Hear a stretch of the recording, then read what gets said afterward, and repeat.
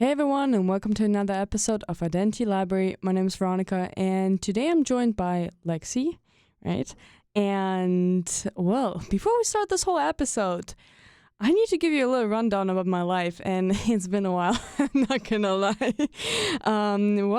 I'm finally recording an episode because way too many listeners were reaching out to me and asking when are the new episodes coming out. And honestly, fun fact, there's even a guy who randomly reached out to me and said that he listened to all my episodes completely in a span of 2 days. So I think that shows I should definitely record new episodes. I'm back in grad school. Life's been busy. And I think Lexi's like nodding. She's like, yes, it's definitely a thing. So I really want to say thank you to this wonderful person that decided to join me today. Yeah, of course. I'm really excited. And I'm so glad that I can record again an episode without worrying too much that my podcast will be just lost like a ghost.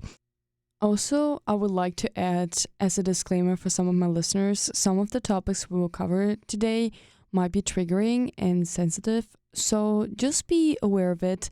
But I'm really excited for this episode. I hope you're too, and let's just dive right into it. So, my dear friend, would you like to introduce yourself? Just tell us a little bit about yourself, whatever you want. Fun fact, your major, what are you doing in your free time? Yeah, absolutely. So my name's Lexi. I just graduated from NC State in July. I was a world languages major with a concentration in Chinese, and I've been learning languages my whole life, so that's kind of like my whole thing. I'm originally from San Diego, California. I am a transfer student who used to go to Loyola Marymount University in Los Angeles. So I've kind of been everywhere. And currently right now, I am wonderfully unemployed and I'm just living my best life. Beautiful. And I'm so excited to be here today. Thank you. That was such a good interview answer, honestly. Yeah, I feel the whole thing with being unemployed during the summer. For the first time, I was super happy to be unemployed, honestly. Now I'm looking for a job, and that's completely different. So today, since you reached out and you were like, hey, I really want to be on your podcast, I want to talk about something, and you've told me that so many people were on my podcast previously that you know, right? And so I discovered just a week ago that you produce music. Yes, I do. And I was actually listening to all your tracks today and yesterday, so I literally went through all of them. Wait, that makes me so happy. like on Spotify or on SoundCloud? SoundCloud. Oh, so you got to like the ones that I don't like. Oh. Like the ones in the very beginning when I first started making stuff. That's crazy. Good to know. That I just saw your other, the dark side of Lexi's life. Oh my gosh. No, it's not dark. It's just bad. It's just poorly made. So I feel like I've never interviewed anyone who, even though we are in a production room, who makes music. And so I kind of wanted to start off with, how did you come up with the whole idea, hey, I really want to incorporate this hobby, and for how long have you been doing that? Yeah, absolutely. So I've always been a very musical person. I was that kid when I was in elementary school that would walk around the playground singing at the top of my lungs like Kelly Clarkson and just bothering everyone else. And so I knew from a young age that I needed to do music, right? And I did piano for a few years. I've been playing guitar for over 10 years, ukulele, kind of everything I can get my hands on. But I always wanted to try creating my own music. But I'm sure, as you know, creating something from scratch is so much different than just learning an instrument. It's like learning how to ride a bike versus riding in a bike race, So I had always said, one day when I'm not in school and I'm not overwhelmed and I'm not dealing with mental health issues, then I'm going to produce my own music, right? It was a way for me to put it off. And then I dropped out of school in the middle of the year, and I lived in my dad's house in South Carolina, and I did nothing except work at a restaurant, and I realized I had no excuse anymore because I wasn't doing anything. So I just started teaching myself how to produce. I got into electronic music, and I found a lot of cool people in the rave community, and I was like, I need to be doing this. So yeah, I got Ableton. I started watching YouTube tutorials. I bought a cheap DJ board. I was like, I'm going all in. This is going to be a whole thing. people don't know this, but I chose my artist name, Allegivnt, after the third book of the Divergent series. I even watched them. Oh my gosh. Yeah, that's literally where it's from. That's crazy. I was like, it crossed my mind. I was like, this is no way that's such an odd It is. connection. And I was just thinking, I wrote it down as a question. I'm like, is there like a connection to the Divergent series? Because I used to love that series, even though I don't know. It is a interesting one, right? Yeah, no, I was totally a YA adult, like a young adult book kid. So yeah, I was like inspired by that, but it's also kind of like a pun on my name because Alex J is my first and middle name, so it's like Allegivnt. You know what I mean? It sounds kind of similar. So if you don't want to think of it as being from Divergent, you can think of it like that. Beautiful. I love the excuse of mine. Like, it's fine. It is so part of my personality, right? I didn't actually copy someone's name. And no, that's actually, you like covered several questions. And I was like, this is what I need to ask. Oh my gosh, that's crazy. I can yap, bro. No. Love it. Is there a reason why you decided to go with electronic music or like not a different genre? What is like I think that personally I feel kind of insecure about singing on my own tracks.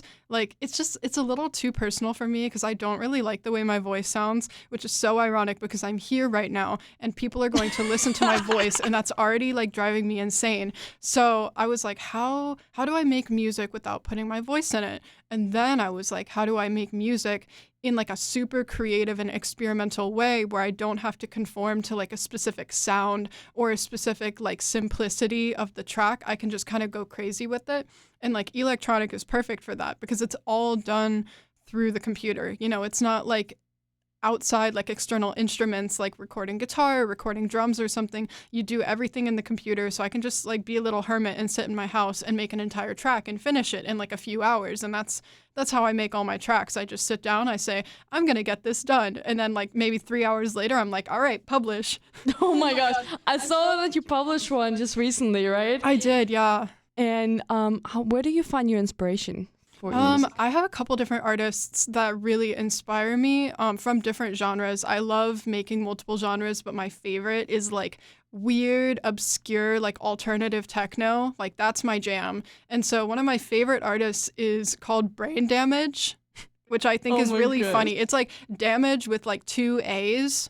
And like it's just, again, it's really weird sounding techno that like you normally like wouldn't associate with being like a techno sound. It's just kind of like a bunch of weird noises, and I was like, that speaks to me. I love weird little noises. So I just started making my music like that and just being super experimental and weird with it, and it ended up becoming my sound. Like it's gotten to the point where I've had some people tell me, you know, they'll listen to a new track and be like, I can tell that you made this. And that's like huge for me as an artist to actually like be recognizable with my sound, because I feel like that's so difficult for any producer to make stuff that sounds unique to them, especially when there's so many producers making the same exact genres. You know, to be able to stand out like that is really special to me.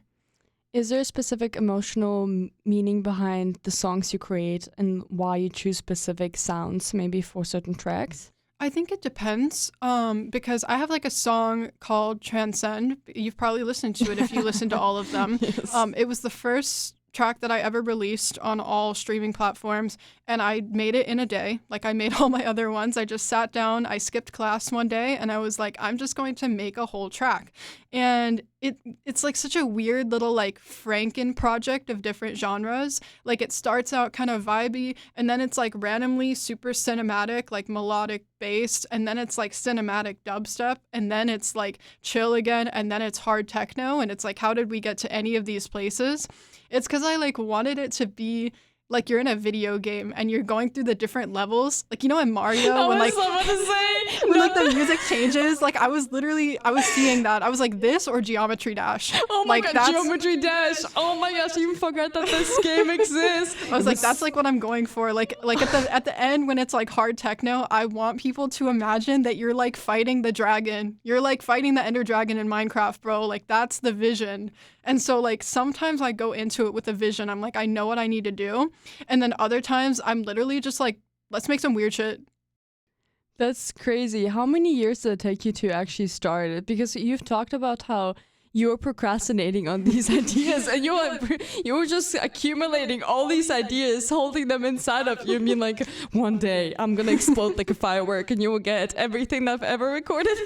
No, I started making music or trying to learn how to make music early 2023. So it's been like 2.5 years now, I say, that I've been doing that. And I can definitely agree with that. Like, there were a lot of ideas that I had for things that I ended up just putting on pause for like a year plus because I was just not technically ready to actually make it into something yet.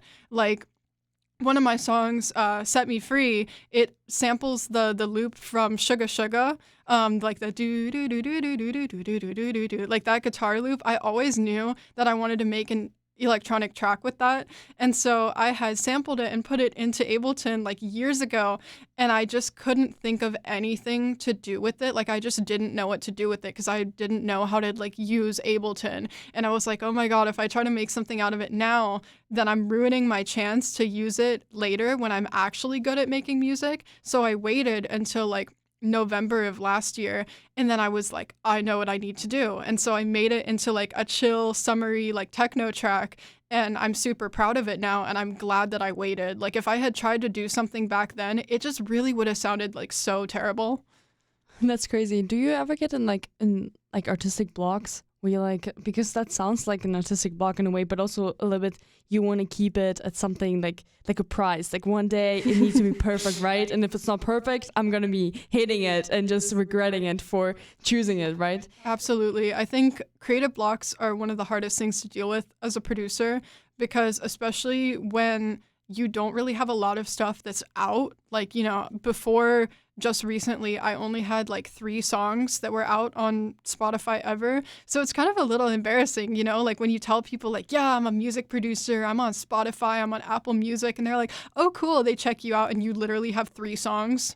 Like, it takes like 15 minutes to listen to your entire discography. Oh my And it's gosh. like you start to feel that pressure of like, oh my God, I need to make more stuff. I need people to know what my stuff sounds like. I need them to hear my sound, and I need to like get my name out there. That pressure alone can make it impossible to create anything, because suddenly you're like, what do I want my sound to be? What do I want people to know me for? Like, what genre am I picking as like my brand? Because that's like a huge thing in EDM, I feel like, is, there's like dubstep producers, there's techno producers, there's house producers. Sometimes they'll have fun and they'll make like different genre tracks, but they stick to like their brand. And I didn't know what my brand was for a long time. So I would always try to like experiment and be like, what am I good at making? And honestly, none of it sounded good. So I would just like not produce for months and months. That's what happened to me recently. I graduated and I moved like twice, and it was so crazy. And I just did not feel motivated to make any music whatsoever. And I didn't touch Ableton. I didn't touch my DJ board. I touched nothing. And I totally like went off the grid and stopped making music. And then one day, I don't know, it just came back to me, and I was like, I'm ready to work. And I've just been cranking out tracks like every other day. It's kind of crazy.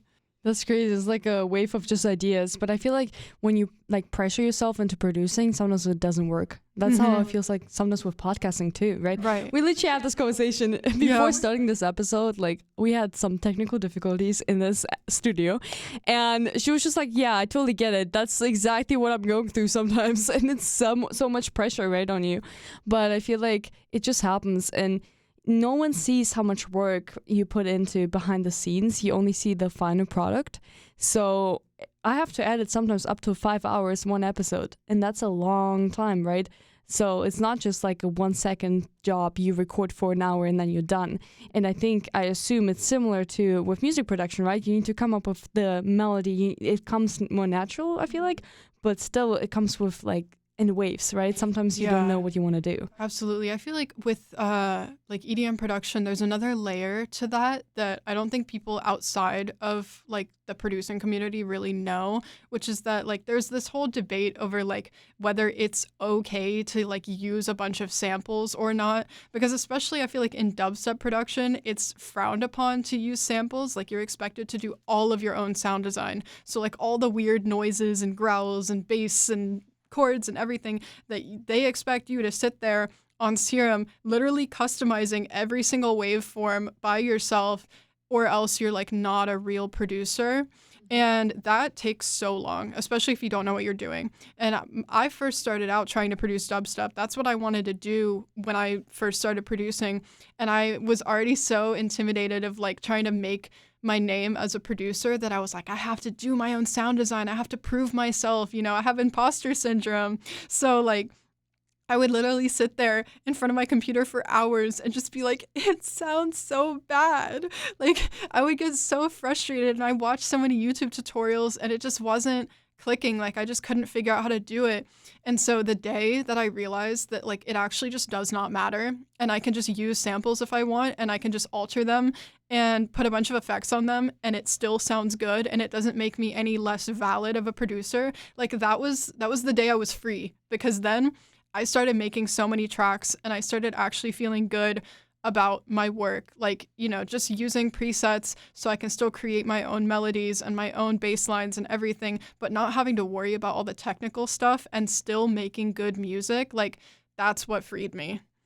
Would you say that you find yourself in your music then, if you're saying that music is a way of expressing yourself? Is it because it's really personal for you? Like, how do you find yourself in music? Why did you, like, is there a specific reason behind it? I feel like, yeah, I have an emotional connection to music, but honestly, it is really just like me getting to release all of the weird things that are in my brain. And they don't necessarily have to have any personal connection to me or something I've experienced or like anything about my identity. It's literally just like, I was sitting like trying to do work the other day, and I just heard like this really random like little melody in my head, and I was just like, write that down. And then the fact that I can actually like do that and then put it out there and people can listen to it, like the weird little like earworm that was in my brain is now like on Spotify. Like, that's what I really get out of it. It's just kind of like having all of the random creativity and like ADHD brain farts going on in there, like just being able to actually bring them to life and like tie them together into a song that sounds good. It's like me proving my skill through like, all of the things that I've learned. And that's kind of how it helps shape who I am. It's like, it's showing the world that I value self-improvement and I value being able to watch myself get really good at something I'm passionate about. This is like much more deeper than I like even anticipated, if you can say that. And I really like the idea of watching yourself improve. Like, if I think back, like when I started podcasting, it wasn't bad, like, but it's been a year now and a half, and I'm getting there, right? You're getting better, you're growing, and even though you're growing, like I said, disagree or agree with me here. But I feel like I still get imposter syndrome. I sometimes feel like I procrastinate on doing it because I'm like, I don't feel like doing it right now. And also there are moments where you're super critical of yourself. You're like, this is not a good episode, or this is not a good production. Do you think in the future you will be actually like producing and singing too? Like, will you get to this point? I've thought about it. I have a track that's like deep in the vault. I made it like over a year ago, I think, and it's not like anything that I have out right now. It's very melodic bass, emotional, not any of the weird techno stuff that I make. And I had lyrics to go with it because, when I was younger, I struggled a lot with substance abuse. I was going through a lot of mental health issues, and, I was using that to cope. And, it was something that followed me for a long time that I finally got free from 2 years ago. And trying to figure out who I was outside of that was so difficult because it had been my life since I was a teenager. Was something that I felt like I really wanted to put into a creative work. So I wrote these lyrics, and I still have not released it, honestly, because I'm scared, because right now my brand with music is just kind of like making weird experimental stuff. Like, it's not tied to who I am or like my struggles at all.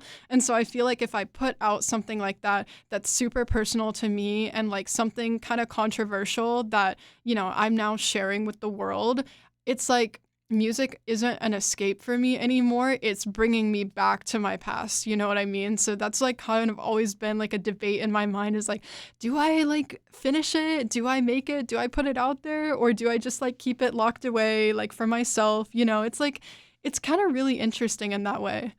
Do you feel like you have to express it to let go maybe the situation? Like not trying to be a therapist right now, just No, you're clarifying. good. I don't know. I feel like I've come to peace with it. I don't have any like lingering feelings towards my past anymore. It happened and it shaped who I am. And now, I'm a completely different person.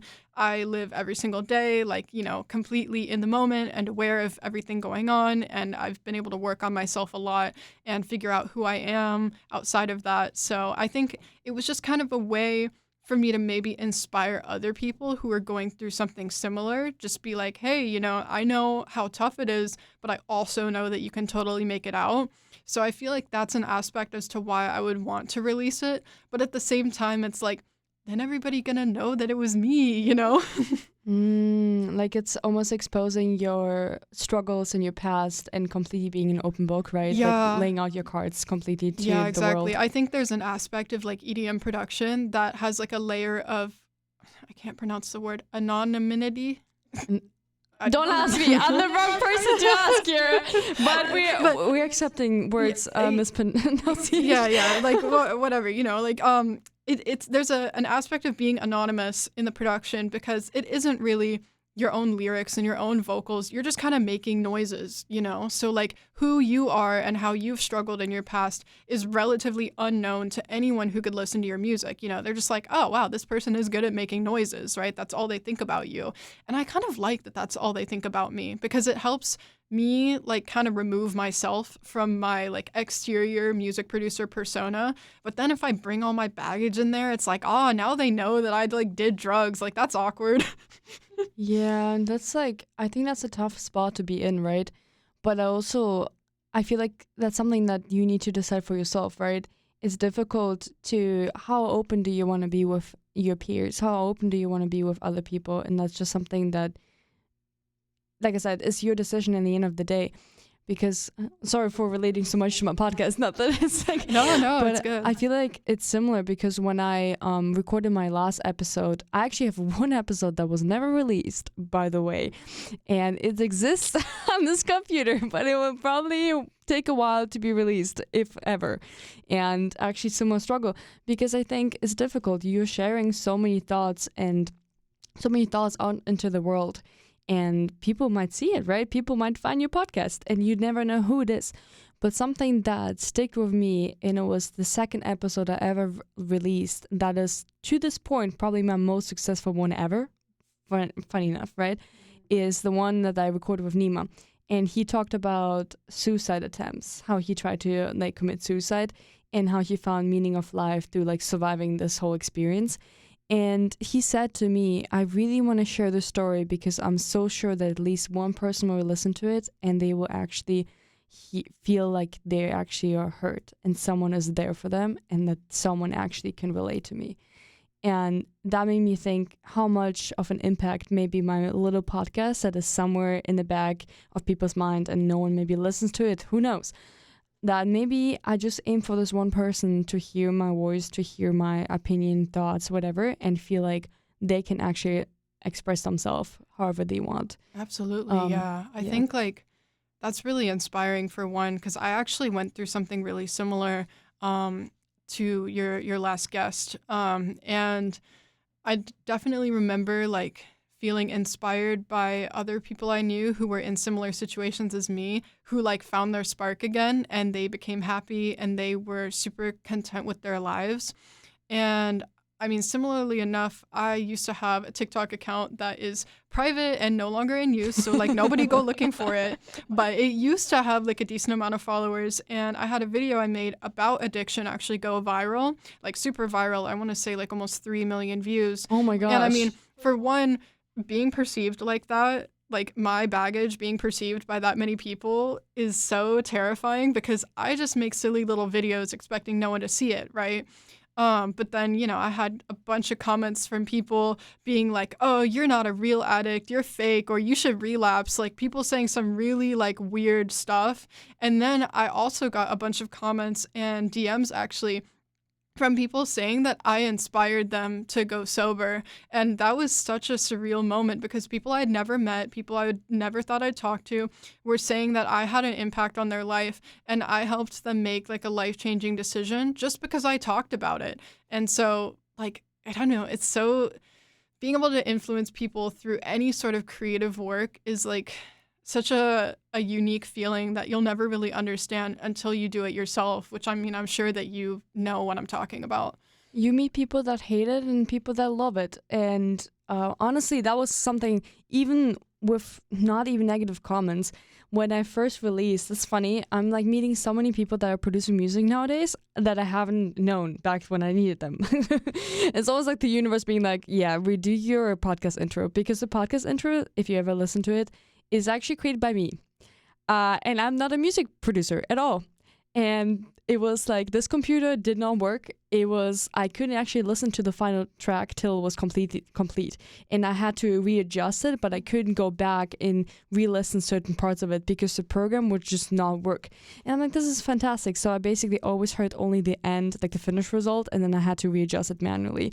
So yeah, people were like really, like some people hated it, some people loved it. And I realized, oh, I don't think I can please everyone. And there'll be always people that will not like you or not like what you produce. And you can't do anything about it, but it does something to your head. I'm so happy that I have barely any comments anywhere. And so I basically kind of avoid any negative comments from people because I know they can be there. But I always think, one of the most loyal listeners are the people that are your your haters. Yes. And I'm always so grateful for everyone that hates my podcast because that means these people actually help me. Right. It's like, you're thinking about me. I'm living in your mind. Like, and you're supporting me. You're streaming my stuff. That's great. Yes, it's called reinformation. Like, the more people think about me, the more the universe will help me grow as a podcaster. No, it's just, that's just something. And, yeah, it's difficult, and it's like nice to hear it from someone else who is like going through something similar. Just having so many people that don't like maybe what you produce. I don't know like how you feel comfortable talking about it, but I'll be curious, like, how did it happen? Is it like your whole like addiction journey? Right. Basically, I had a pretty bad home life when I was growing up.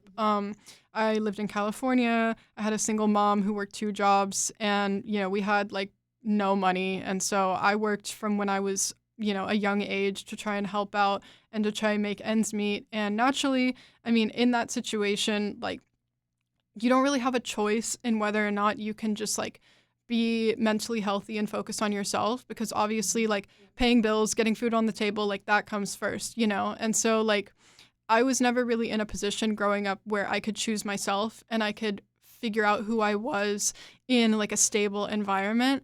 And so like when I was 16, I got in with the wrong crowd in high school, and I just kind of started, going out and like smoking with people, and it became an escape for me because it was like a little like world that I could go into that was not like my harsh reality, and I could forget for a night just everything that I was experiencing. And it's really bittersweet because, a lot of times like when people talk about addiction, they assume like, oh, it must have been so bad. Like when you were in the throes of your addiction, it had to have been so bad, right? And now everything's better. And then you have to say, well, no, because if it was bad, I never would have done it. That's the whole point, is that it's actually so good that you have to keep doing it, like it makes you feel good. It makes you forget about all your shit. It helps you cope. It helps you finally like calm your nervous system.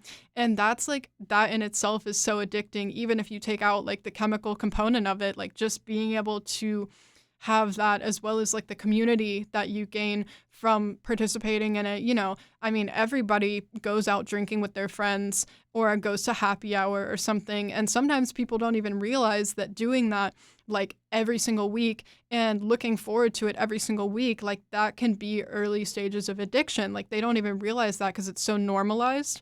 But like, that's what happened to me. I was like, oh, it's just like something fun that I do with my friends. There's no connection. I can stop at any time, right? That's like what they all say. And I would cut myself off for like months at a time and be like so proud of myself. And then I would convince myself that I could totally just like do it once again, like recreationally with no strings attached, and I'd be right back in the hole. Like I made that mistake so many times over the course of years where I just kept thinking like, no, this time's going to be different. You know, all the other times that I did it once and then I fell back into this for like months, like it's actually just not going to be that way this time. And I would just gaslight myself into thinking that was true.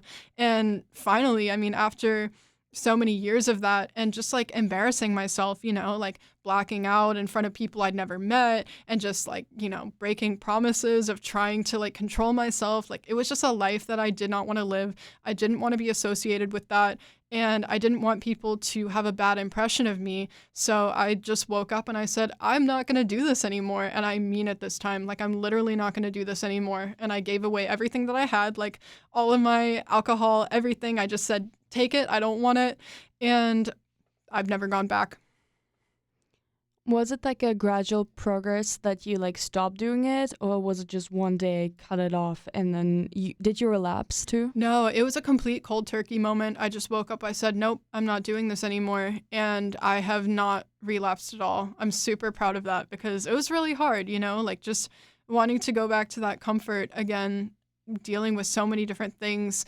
And I just decided that it ultimately wasn't worth it. Like it's never worth it. Like there's literally always something else that you could be doing to try and make your situation better. You know, you can go on a walk, you can get a little coffee, like a treat. You can start trying to make new friends. You can do what I did, get into music production. Like there's so many things that you can find to make your life fulfilling or to distract yourself from how hard life really is.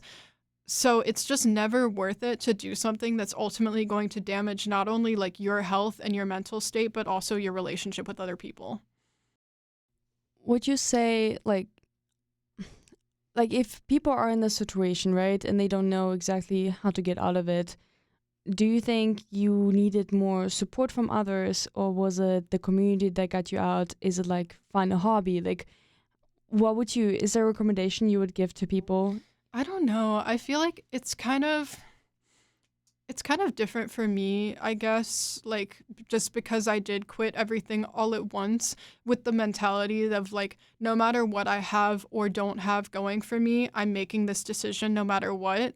But I think if I was trying to gradually get off of it and try to find different things to fill that space in my life, I'd say just like genuine connections with people, like genuine friendships, a good relationship, like just anything that can substitute like those dopamine and like serotonin chemicals that you're getting from like the drugs, you know, and just being able to spend time with people in like sober spaces. Cause I think that's another thing too, is like everybody hangs out in not sober spaces. That's like the hardest thing in college for me was just that like everybody parties and everybody goes to bars or everybody pre-games. There's always like some kind of alcohol involved. And it's so hard to just find a space where no one cares about that and nobody looks at you funny if you say you don't drink. They always have to ask like, oh, why? Like, what? Why not? And, you know, sometimes you just don't want to go down that road. So like that would be the advice I'd give to people, is just like find people who value you as a person, whether or not you're intoxicated. You like made me think of something else. I feel like normalizing people not drinking alcohol is such a big thing. It really is. I, without disclosing names, I have a friend of mine, and he basically does not drink at all. And I feel like there's this thing of whenever you are in a social setting, people always asking like, why are you not drinking? Why would you not drink? Like it's almost the most normal thing that you have to drink. And if you don't, you're kind of like an odd one and you need to justify yourself. But I feel like it's the same thing as, you know, nowadays when people are like, oh, you don't eat meat? Okay, that's fine. They don't ask for the details. And I feel like that's something that I'm missing sometimes too. Like I don't drink much at all. And I always get into the situation, I'm like, oh, tonight I just want to be sober. And then like, look at me like I'm crazy. Like, I'm like, okay, you can have fun. It's just, I feel like you need to find the right people and the right location and where you're going to.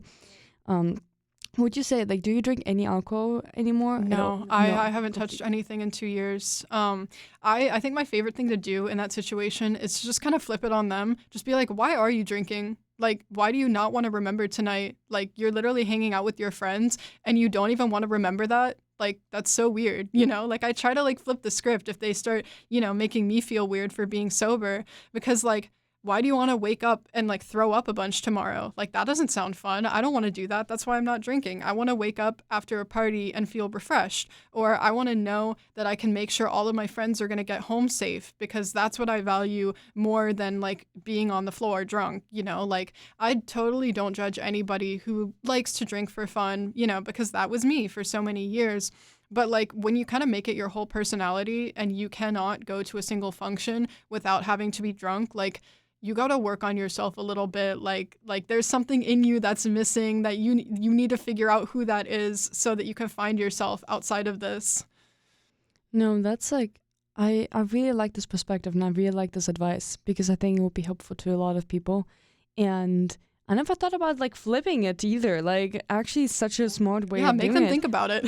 And I always use the excuse, I'm like, I love to dance, I love going out but not drinking, and I just like dancing. I mean, nothing too crazy. I love music. I love EDM, by the way. Fun fact. Oh, that's great. And Germany is known for that techno music. So honestly, it kind of depends where you live, but also we are known for it too.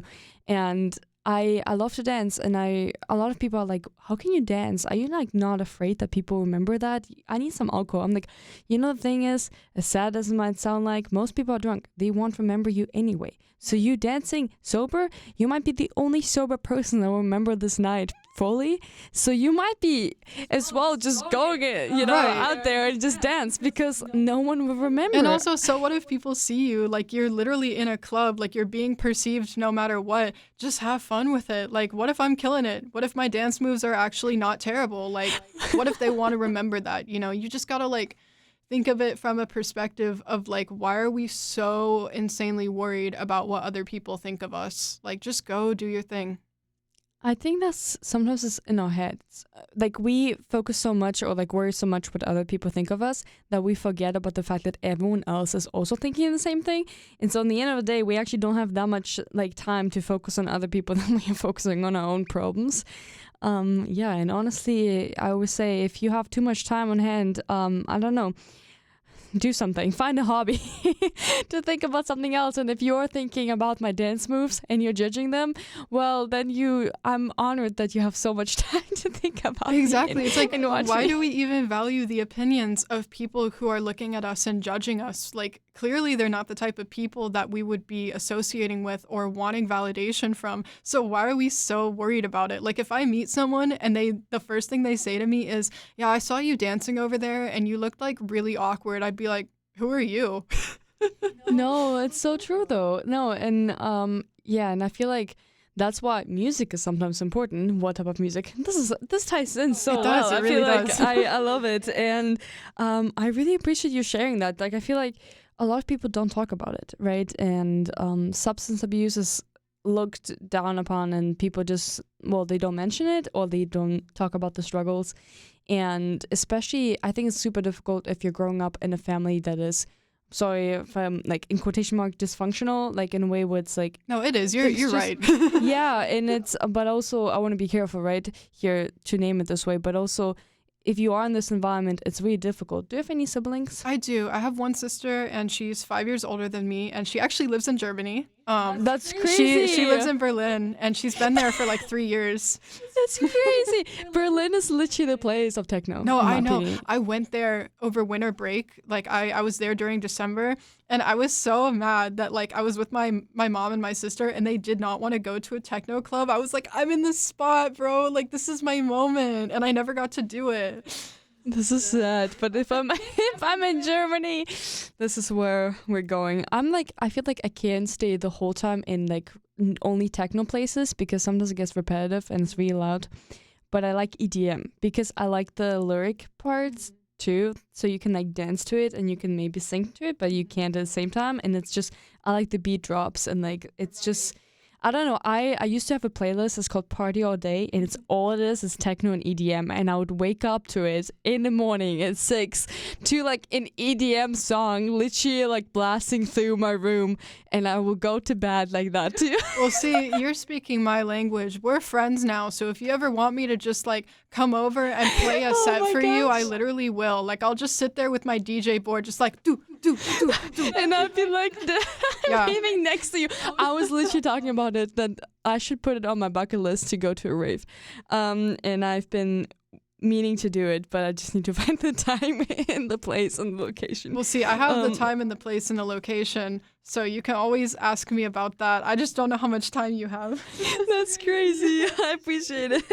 Would you like, I think I have two more things that I'm like really curious about. Is I'm curious, are you more about like the lyrics or the beat? Like when you're listening to music as a like music producer, do you like, what are you paying attention to the most? I pay attention to the beat always. I feel like most people I know are very lyrical people. They like when a song has a message and they like being able to relate to what's being talked about.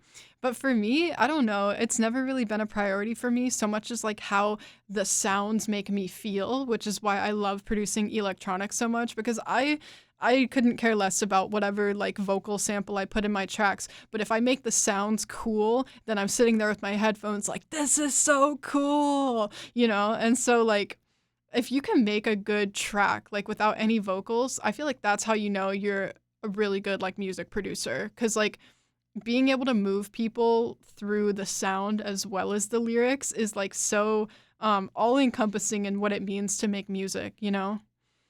No, that's like so well said. I'm actually I'm more a beat person too, but I think partially because I listen to a lot of music that is international, and sometimes I don't really understand the lyrics.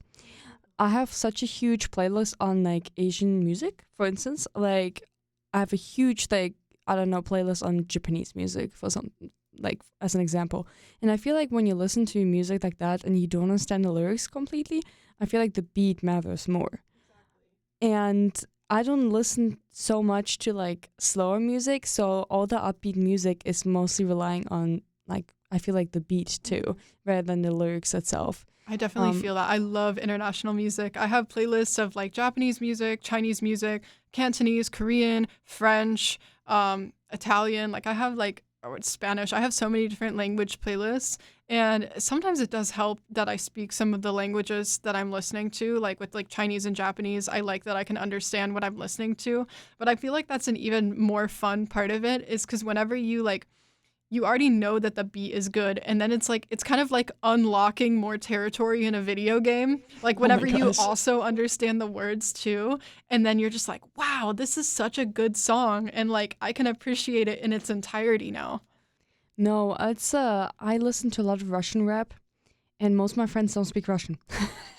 Well, partially because I'm not living in Russia right now, but it's just exactly the thing where I'm like, people might like the music, and they're like, whoa, this is so good. Like, I've been showing people my music, and that's actually a really random thing, but when you're speaking about producing your music, I feel really intimidated showing people my music sometimes, and that's not even me producing it. It's just me showing what I'm listening to, and I'm like, I have no clue if the person will like it, because not everything is mainstream. No, And I like, feel that it's so awkward trying to like tell people about my music, especially my techno, because it's literally just like, here's my child, I guess. yes, and it's like it's intimate, right? Too like you see so much more of your personality shining through it, and I realized though there are certain languages where like English, for instance, I feel like depends a lot on beat. Like a lot of the lyrics are not really making sense in my opinion. I don't know, not everything. There are some really good artists out there where I feel like the lyrics make totally sense. Like I like J. Cole, for instance, but it's like completely not techno related, but I think that his lyrics, although there are some songs where I'm like, well, I don't know if they make sense to me, but basically what I'm trying to say is I feel like there are certain languages where it just, the lyrics are more important. Like I feel like in Russian that's the case. People listen to it sometimes and like, I don't understand why it's so like interesting. And I'm like, folk music, for instance, is also like a genre where I'm like, I feel like it's not only the beat, kind of beat, if you can say that, but the vocals and the lyrics itself that make them unique. I definitely agree with that. I think for me, like vocals were never like a priority in my music. I will literally just go on Splice, which is like, you know, a sample library, and I will just go through a bunch of different vocals, just saying the most random things, and I'll hear it, and then I'll like see the vision, you know, like with my kick drums and my melodies, I'll just be like, this like combination of sounds that they're making with their voice would go with the combination of sounds that I'm making on the computer. And that's like why I choose them. Like literally half of the lyric chops that I use in my tracks don't make any sense at all. Like it's not for any sort of lyrical consumption. It's literally just because the sounds go with the sounds. Mm-hmm. Would you say that you have do you have an inspiration or someone like a role model in the industry that you look up to? Yeah, I think the artist that I mentioned before, like Brain Damage, I love him for his sound, but I also think like some other artists that I really enjoy listening to are Phantasm. He's a techno producer, and I think also it's like this. It's in Russian. I actually can't read it. Oh, really? But no, I love Russian techno. That's crazy because, oh my gosh, that's like, maybe I can read it. Yeah, you probably can. You can help me out with that. No, because sometimes I just be adding stuff to my playlist. I'm like, this could mean anything, but it's good. I love Boone. Have you heard of him? He's a really small, I think, don't quote me on it. He might be Australian, he might be not, actually. I'm not sure like what English-speaking country he's actually from. But the interesting thing is he does like this whole thing of he records sounds and then he creates a whole track himself. And so the funny thing is he used to just do little like videos on Instagram, and he recorded the song track is called Library by Boone, and he just recorded the tracks and the sounds of the library. So whatever you hear, like someone typing, someone like, it's because he was like, I cannot study. So he created this mini clip, and I was like, oh my gosh, I wrote it into the comments. There's so many people saying the same thing. Can you release a full version of it? And I love that idea. I feel like it's just, you get inspired by a lot of things that are just surrounding you, and then you go from there. I love doing that so much. I love finding inspiration from random things and just being like, I can make a track out of this. Like a couple months ago, I had been following this like kind of popular comedian on Instagram. I just thought his jokes were funny. And one time I literally slid in his DMs and I was like, yo, if you follow me back, I will literally take your most popular bit and I will remix it into a track. And he totally thought I was not serious. He was like, oh yeah, I mean, sure. Like, you know, just send it to me. I'll let you know if it's good. And I sent it to him later and I just said, your move. And he could not believe it. He thought it was so funny, and I ended up dropping it on SoundCloud, and it's out there. It's like What's the name? His name? No, what's the name of the song that you produced? It's called Beans. Beans? Well, because it's about like Chipotle beans. Like because the joke that he's making is that like his brother will go to Chipotle and then like ask for like the black beans and then wait before asking for the refried beans so that he gets double beans, and that like he thought it was really stupid, right? Because like, why are you trying to like scam like a worker out of a bunch of beans? Like it's kind of like awkward. And I just thought it was so funny that I made a bean song. Am I allowed to share it? Oh yeah, you can. Oh my gosh. Wait, we need to find it. You said it's Beans. Yeah, Beans. Ray Lau Tech House remix. Oh my god, are you faster in finding it than I am? Because this is crazy. You have so many songs. Oh my gosh. Don't worry, you'll get there. But beans, like a bean. Yes. Like, oh my gosh. How do you find that? Okay, I'm gonna give you my phone and you can find it. Okay, I got and you. I trust you. But I'll be curious if you can multitask. I'm sorry for the inconvenience. No, it's all good. I've already gotten there. And do you? Oh my gosh, that's so fast.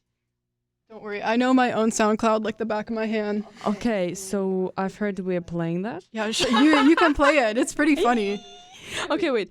Yeah, and after this, we need to play your favorite one. I feel like, I hope the audio will pick it up. Actually, can I do half and half? And the guy go, wait, what? What the fuck? What? Beans. Beans. It's the bean people. Beans. Beans. What the fuck? Beans. Beans. You gotta get a bowl. Beans. Beans. You always get half black beans and half brown beans. And he's convinced you can get more beans that way. He's embarrassing there because he's one of these people. He's got all these weird Chipotle hats.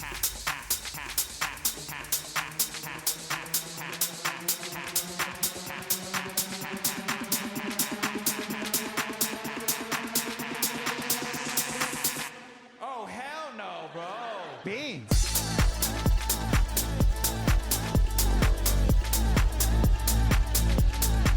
Oh my gosh, this is crazy. Like, I might have to like put it on. This is crazy. I locked in so hard. After he said yes, he would agree to the deal. I literally went home. I was like on the wolf line, bro. I ran home, got out my computer, and I just locked in for like 4 hours, and it was done.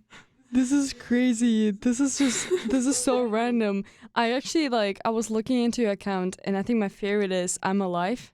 Oh yeah, I actually just made that one. I made it like sitting in UNC library, like just waiting for my boyfriend to finish doing his homework. And I love I'm Alive. Like, this is like probably my like sound. Like I'm jamming to it. Like, Really? it's so I love nice. that. I'm so glad. I've had a lot of people on TikTok say that they really like it, and it was actually my second time ever making like UKG house music. So I'm glad that people like it, because I was kind of nervous. I was like going outside of my comfort zone. I feel like I should maybe blended it in the end of this episode, being like, if you want to listen to, this is the little track. What is your favorite like song? Would you say? I don't know. I think like they all have such different vibes that it's kind of hard to say. But I think like when I'm in my car and I just want to like blast something, it's my song 777. Lucky Numbers. This is crazy. That was remind me. Oh, there's a different like remix, like a DJ who would remix songs, and I was like, this is crazy. This is like the hardcore stuff. Yeah. And I'm like, this is. It was like my first like super experimental track where I just like wanted it to be like weird noises, and I got so much good feedback on it. It's actually my most popular song now. Like a lot of people really like it. So I feel like, okay, you said 777. Yes. Good to know. And also a fun fact too is that I make all the album cover myself. It's all photos that I've taken and just edited on like iPhone editor. So the 777 one is just like a deck of cards I took 3 or like 4 out of, and I put on my bed, like, and I turned the lights off and just flash cameraed it, and then I just like turned up the saturation and like the brightness and everything. Like, it's all me. Like, I be in my room doing this stuff. This is like fantastic. That's just like how to become also a photographer and be creative in all True. aspects of your I'm business. learning so much in this journey.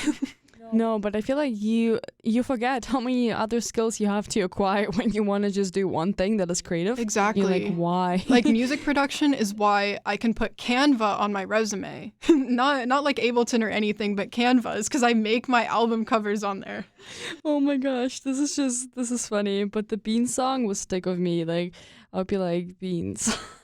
It stuck with me for a while. I'd just be like chilling at home, just being like, what the hell? Beans. I'm just gonna create some earworms, or do you call it this way? Yeah, for all the listeners that are listening to Beans. And you're probably gonna be like the source of half of my streams of that song after this comes out. oh my gosh, no, seriously, it should be like both ways, right? You can just create a remix with my German accent. And sure, I'll literally do it. Sample you on some vocals for my next techno track. Let's do it. Oh my gosh. I can say like, oh my gosh, I can, whatever you want. No, I'm actually not even joking. I'm not. This is crazy. This is like, whatever you want, you get it. No, it's funny because I feel like my accent confuses people. They don't know if I'm German at all. At this point, Germans don't know if I'm German at all. And people just, are really confused. So it's actually nice to get out of the comfort zone and recording something and hearing your voice. So yeah, I really hope that one day, that's like a bias, Veronica. So worst case, if you don't want to publish it, can I listen to your track? Yes, I would love to of course. listen to No, I would definitely publish it, local. because I'm trying to actually like move away from using sampled vocals, because I feel like there's always that awkward situation when you're listening to a random EDM song and then you realize that somebody else used the same exact vocal track as you. And so you're like losing some of your originality in that whenever it's like the same lyrics. And so I've really been trying to find people actually to sample for my new tracks, because I'm trying to make an album. I didn't tell anybody that, but now I guess Oh my everybody gosh. knows. I'm trying to make an album, and I'm trying to feature like different vocalists on it. I know I have a couple Korean rappers actually that I'm going to feature on some tracks of mine that are unreleased, as well as like another friend wanted to do vocals. So I would actually like love to have you on one as well. I can put you in the album. It'd be great. Oh my gosh, this is crazy. This is like, I feel so honored. That's crazy. That's just gonna be the German track. Oh my gosh, but that's fantastic. Like, yeah, now we just dropped it. There's gonna be an album, and honestly, I hope everyone will actually, listen to your songs. So how can we find you if it's not SoundCloud? SoundCloud, Spotify, Apple Music, Instagram, TikTok. It's all the same. It's at Allegivnt, except the second A is a V. It's supposed to be upside down. It's stylized, but that just means that everybody in my life calls me Allegivnt. Allegivnt? Yes. That's crazy. But yes, I am that on every platform. So again, repeating Allegivnt. Beautiful. I feel like I don't know, like a train station person that is like spelling someone's name. See, I could because they sample love- that. You could be my new what's it called? Producer tag. No way, that's funny. This is the creative process, guys. This is literally how it works. You just take two people with weird brains and then you just say, what if we made a thing? And then it happens. This is literally how it goes. Oh my gosh, sometimes that's exactly what it is. Like the amount of times that I try to record something and I'll be like, you should have, like, so many things just didn't go the way they should. And I'm so happy I'm sitting in the studio and actually recording with someone. So honestly, I would be down for another side quest with Veronica that is ending in the most random way possible. But yeah, no, I loved having this conversation and just talking about music production. And it's so funny because today, I have a friend who is sitting right now in my MBA class, and he actually apparently produces music too. And he showed me his track, and when we were listening to it, I'm like, oh my gosh, I'm in Wait, love. do you know what his name is? I don't know if he actually, his name is Hunter, but I don't know if he actually like produces. Yeah, sorry, Hunter, you got featured in the podcast episode without me mentioning it to anyone else. Well, I would love to meet him because I'm always looking to collab. Yeah, but I was like, this is crazy. I feel like I'm starting a series of just featuring music producers in my podcast. So is there anything else that you feel like you would love to share in this podcast? Something that, a recommendation. What is your favorite song? Then 777, people should listen to it. Anything? Yeah, I think if I could say one more thing, it's just to anyone who has ever wanted to produce music or do anything creative and has been doing what I did and saying, oh, well, maybe when I'm not busy, maybe when I'm like in a better place in my life, just don't do that. It's like, just do it, bro. Just start like literally today. Just go search up like tutorials for whatever you want to do and just start putting your stuff out and stop being scared about what people are going to say about it. Stop being scared if it's bad or not, because at the end of the day, it's still your work. You know, your work can't be bad. It can just be whatever version of it you want to put out. So just go with the flow and be you, because that's my best advice. I love that. I really do. Thank you so much for being on my podcast. Of course.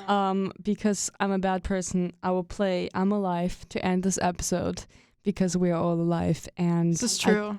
I truly, truly appreciate you being here. And I hope everyone who listened to this episode is happy that there's finally a drop. And I am coming back. You will get more episodes this season. And if there's someone out there who is like, I really want to reach out to her, I have more music, or they want to collaborate with Lexi, please reach out to her. You'll find her on Instagram, any other platform. And thank you so much, everyone. Yeah, thanks for having me. Bye-bye.